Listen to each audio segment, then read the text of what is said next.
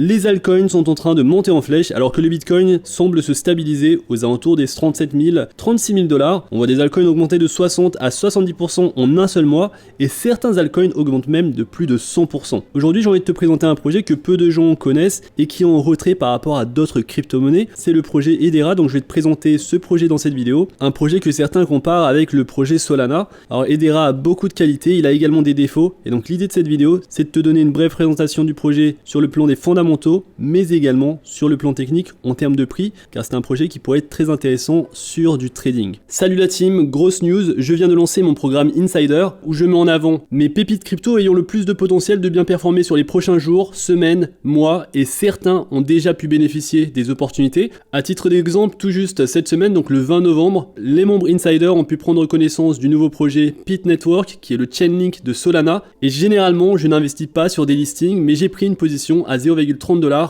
et j'ai expliqué les raisons de pourquoi je prenais une position à ces niveaux. Depuis, le token a augmenté de plus de 44%. Alors hier, j'ai donné les projets dans lesquels j'ai effectué quelques achats, et donc à cause de tout ce qui se passe avec l'affaire Binance, il y a une grosse opportunité dans le secteur de la finance décentralisée. C'est pourquoi j'ai acheté le plus grand échange décentralisé sur Ethereum, c'est-à-dire Uniswap. On l'a pris aux alentours des 5,40 $, et aujourd'hui le prix a augmenté de plus de 17% juste sur cette journée. Alors Uniswap, c'est quand même un titan, donc c'est pas très risqué comme investissement, et je pense qu'en termes de tendance, si on a une bonne tendance sur le secteur de la finance décentralisée, sur le projet Uniswap, on pourrait facilement revoir les 10 $, 15, 20 $ sur ce type de projet. Et donc c'est à ces moments-là qu'il faut commencer à investir et prendre en compte les opportunités que le marché nous donne. Il y a de grosses opportunités donc dans le secteur de la finance décentralisée avec ce qui se passe avec Binance. Et en plus de ça, alors je partage des fois des ajouts nouveaux sur mon portefeuille. Et donc j'ai partagé le projet Nexa qui est une blockchain de couche 1 preuve de travail. On essaye de trouver des nouveaux projets qui vont suivre la tendance du projet Kaspa. Et donc on a pu investir assez tôt sur ce projet qui maintenant, comme tu le vois, a explosé en prix en quelques jours, plus de 35%. Et donc l'abonnement aujourd'hui est de seulement 8 $ par mois. Et si j'ai mis ce prix, c'est parce que je veux que le maximum de membres puissent bénéficier de ces opportunités. De mon côté, je passe énormément de temps à rechercher ces nouvelles tendances et j'approche le marché avec la chance d'avoir accès à des communautés d'investissement privées où l'accès coûte cher et donc j'en profite pour partager parfois ces opportunités aux membres Insider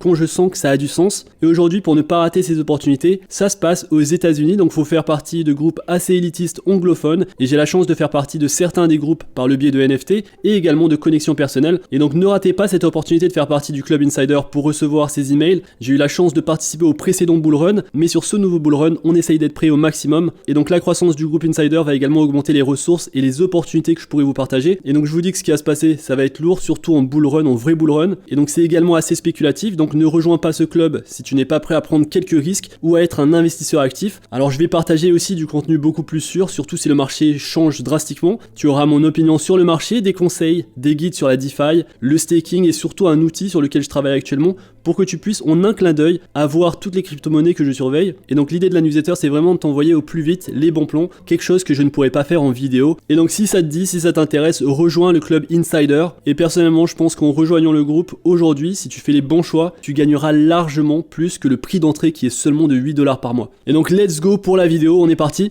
Alors qu'est-ce que la crypto-monnaie Hedera Hashgraph de symbole Hbar et comment fonctionne-t-il ?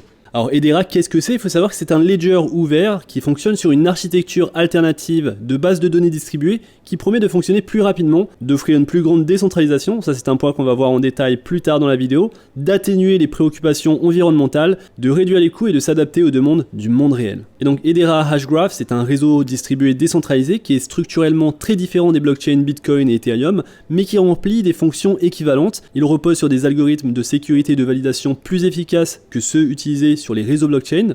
Et il met en œuvre un ledger ouvert distribué, son propre ledger ouvert distribué, sur la technologie Hashgraph au lieu de la blockchain. Donc ce n'est pas une blockchain et ça c'est un détail important à comprendre.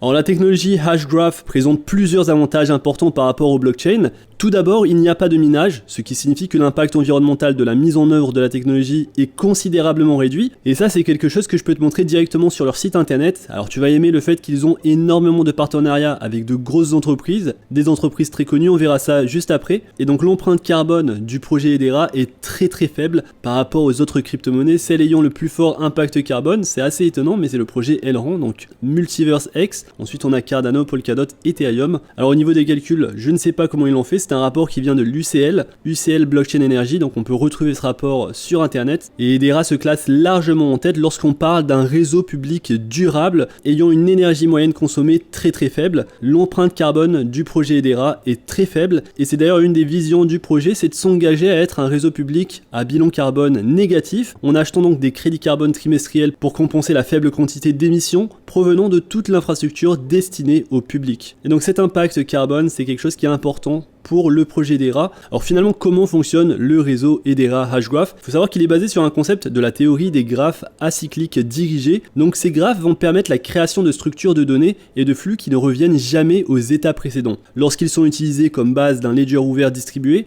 les graphes acycliques garantissent que les transactions ne peuvent pas être modifiées une fois qu'elles ont été ajoutées au réseau. Et donc on est également sur une garantie d'avoir des transactions traçables, mais via des graphes acycliques dirigés. Hedera va donc utiliser ces graphes et les négociations entre les nœuds pour mettre en œuvre ce que les informaticiens appellent un algorithme de consensus asynchrone byzantin tolérant aux pannes. Et donc en utilisant cet algorithme, Hedera affirme que le consensus ABFT est plus efficace, plus équitable et plus sûr que les méthodes classiques de vérification des transactions, et que les transactions sont ajoutées au réseau avec des coûts et une consommation d'énergie beaucoup plus faible. Et donc c'est cette technologie, la technologie ABFT, qui rend le réseau Hedera très sûr. Et à cette technologie, il y a le token Hashbar qui fonctionne donc sur ce réseau, le réseau Hedera Hashgraph. Et donc tout comme nous avons le token Ether qui fonctionne sur la blockchain Ethereum, nous avons le token Hashbar qui va fonctionner sur son propre réseau. Alors Hedera Hashgraph prend en charge les contrats intelligents, ceux qui ont fait un node potentiel pour des applications décentralisées dans le domaine de la finance ou alors dans d'autres domaines. Les contrats intelligents permettent aux développeurs de créer des applications qui prennent en charge le transfert de valeur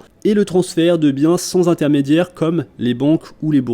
Et donc c'est à ce niveau-là qu'Hedera pourrait venir rivaliser avec des blockchains de couche 1 comme Solana, comme l'Ethereum. Sur ce point-là, Hedera est également moins coûteux, plus rapide et plus sûr que les contrats classiques du monde réel. Et donc si on devait résumer ce que c'est qu'Hedera Hashgraph, si quelqu'un te pose rapidement cette question, tu peux lui dire que c'est un projet qui est unique car c'est une crypto-monnaie publique sécurisée qui n'est pas basée sur la technologie blockchain. C'est à la fois donc la force, mais également la faiblesse du ledger ouvert et de la monnaie Hashbar. Alors aujourd'hui, le code source du réseau sur le Hashgraph est accessible au public, et au niveau vraiment du point fort du réseau Hashgraph, c'est qu'il n'est pas soumis aux mêmes problèmes de scaling, donc d'évolutivité, que les blockchains. Il n'y a pas de minage pour consommer des quantités démesurées d'électricité et nuire à l'environnement. Et selon Hedera, les transactions Hashgraph sont plus sûres, plus rapides et moins coûteuses que leur équivalent sur les blockchains. Alors aujourd'hui, il traite déjà plus de 97 millions de transactions par jour, avec des coûts de transaction très faibles, des coûts en énergie très faibles également, et il y a eu depuis le mainnet, il y a eu 3,7 millions de comptes qui ont été créés. Alors maintenant, parlons de la valeur sur le projet Hedera Hashgraph. Ce qui est intéressant de voir finalement sur ce projet, ce sont les partenaires technologiques et les investisseurs, car tout simplement ce projet promet d'offrir de nombreux avantages de la technologie blockchain, tout en contournant les problèmes techniques qui ont empêché les blockchains conventionnelles et les crypto-monnaies de s'adapter au volume de transactions du monde réel. Et donc dans les partenaires, on va retrouver des entreprises très connues, telles que Boeing,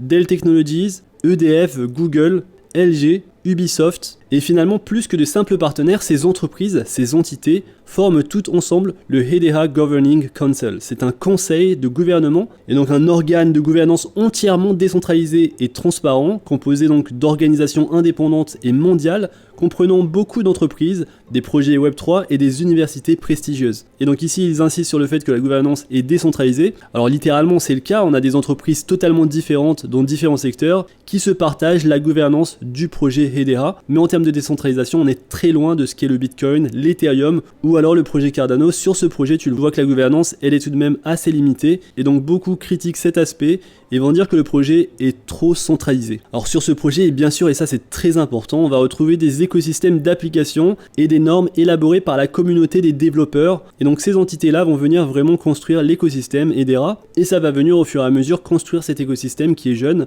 Alors sur le réseau, on peut construire des contrats intelligents, et il faut savoir également que les performances sont optimisées par le EVM, donc l'Ethereum Virtual Machine, et donc c'est également une très bonne nouvelle pour pouvoir facilement développer des applications ou alors les transférer sur Hedera. Et donc sur ce réseau, on peut créer, déployer des contrats intelligents, on peut tout à fait créer et mapper même des tokens ERC20, on peut également mapper, venir créer des NFT, donc les tokens ERC721, et tout cela en tirant profit de la vitesse de transaction qui est très rapide, donc plus de 10 000 transactions par seconde, en plus d'avoir une empreinte carbone très faible. Et donc sur les cas d'utilisation et sur l'écosystème, on va venir retrouver des choses qu'on connaît d'ores et déjà. Donc la finance décentralisée, les NFT, l'identité décentralisée, c'est quelque chose qu'on commence à voir de plus en plus.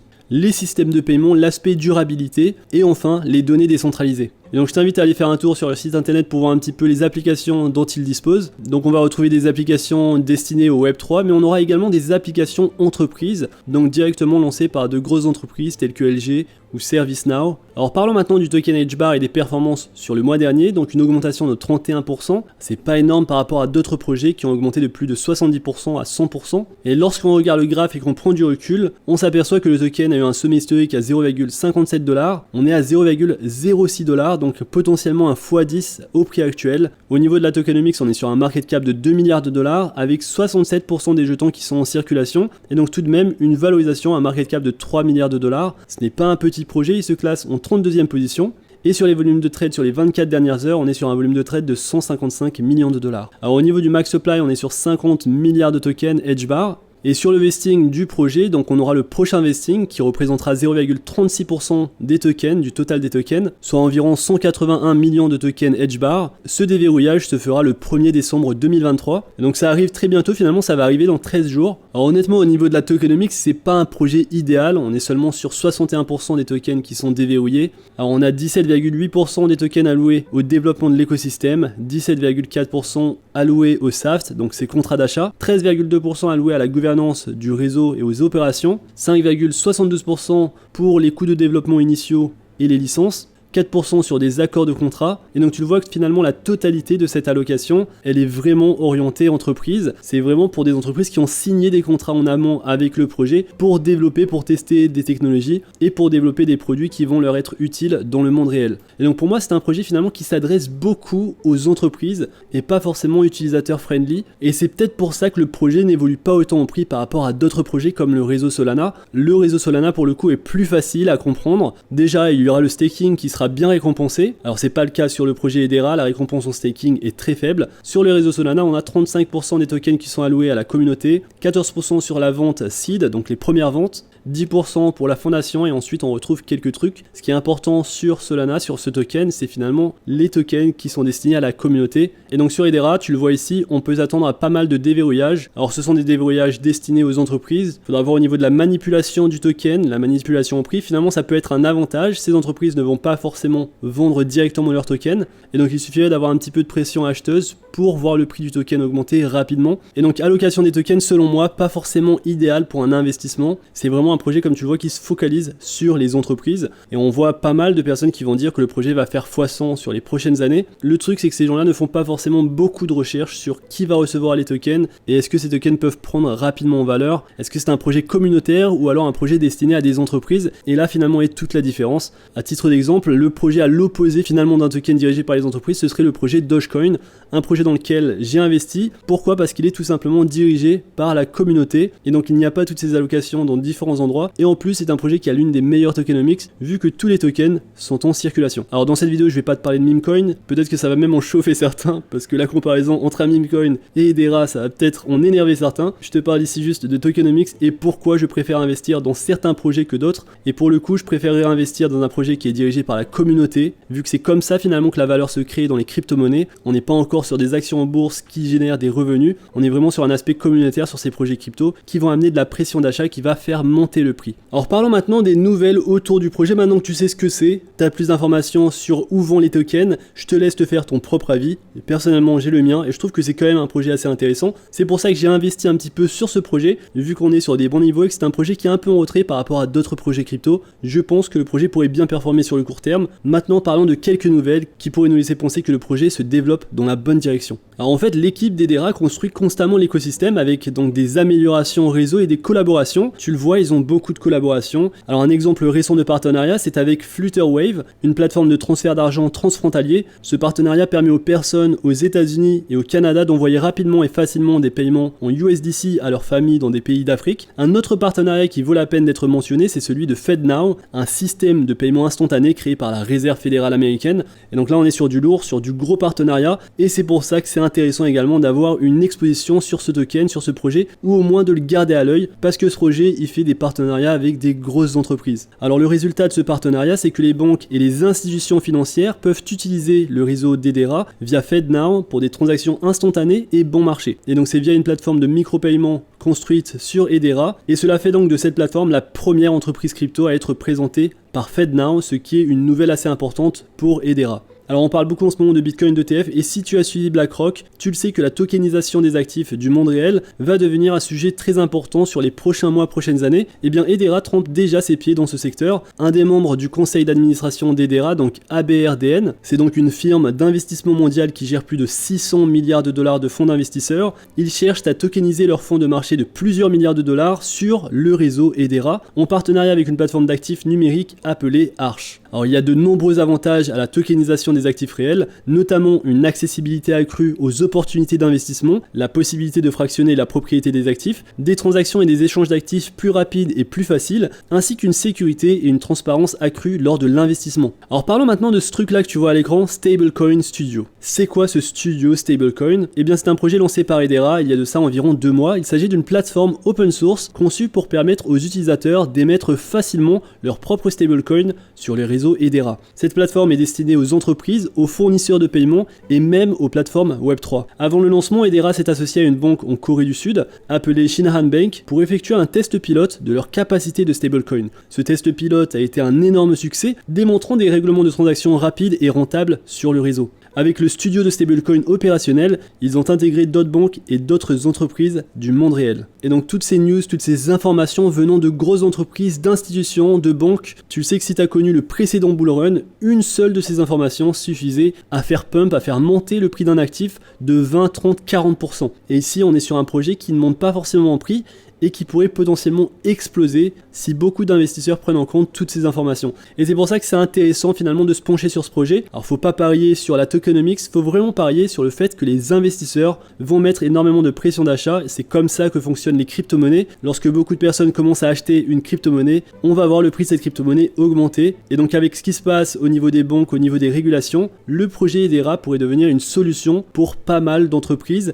et beaucoup d'investisseurs pourraient choisir d'investir sur le projet, ce qui ferait augmenter organiquement la valeur du token. Et donc ce que j'ai dit sur la tokenomics, ça ne veut pas dire que c'est un mauvais projet, et c'est finalement l'aspect difficile d'investir sur les crypto-monnaies. On peut avoir les meilleurs fondamentaux sur un projet crypto, mais s'il n'y a pas de pression d'achat, le projet pourrait simplement chuter en prix, alors que d'un autre côté, on pourrait avoir un projet qui n'a pas du tout de fondamentaux, mais qui est dirigé uniquement par la communauté, et c'est le cas des meme coins, et ce projet pourrait totalement augmenter fortement en prix du fait de cette pression d'achat venant de la communauté qui décide d'acheter ce token parce qu'elle s'identifie au meme coin. Et donc beaucoup de personnes, beaucoup d'investisseurs pourraient s'identifier au projet Edera du fait de tous ces partenariats qu'ils commencent à mettre en place. Alors en plus des partenariats, le Stablecoin Studio, cela pourrait être très intéressant justement pour amener de la liquidité sur l'écosystème Edera, parce que c'est finalement ce qui manque aujourd'hui, liquidité, application, des choses que nous possédons sur le réseau Solana, sur le réseau Ethereum, mais c'est ce manque qu'il y a aujourd'hui sur le réseau Edera. Et donc finalement, avec toutes ces bonnes choses à dire sur Edera, il est clair que ce projet fait des vagues dans l'espace crypto. On voit pas mal de personnes en parler, en tout cas sur la scène anglophone, et c'est là où je puise la plupart de mes informations. Alors pourquoi le token HBAR ne monte-t-il pas autant que ce que nous pourrions attendre? Eh bien on pourrait considérer simplement le fait qu'il n'a pas encore connu son mouvement sur le marché. En d'autres termes, nous pourrions être en présence d'un géant endormi, et il ne s'agirait donc qu'une question de temps avant que les choses ne décollent vraiment. Alors je te montre rapidement sur le plan technique, et finalement ça explique pourquoi j'ai commencé à prendre des tokens aujourd'hui, c'est qu'on a ce croisement justement de la moyenne mobile de 200 jours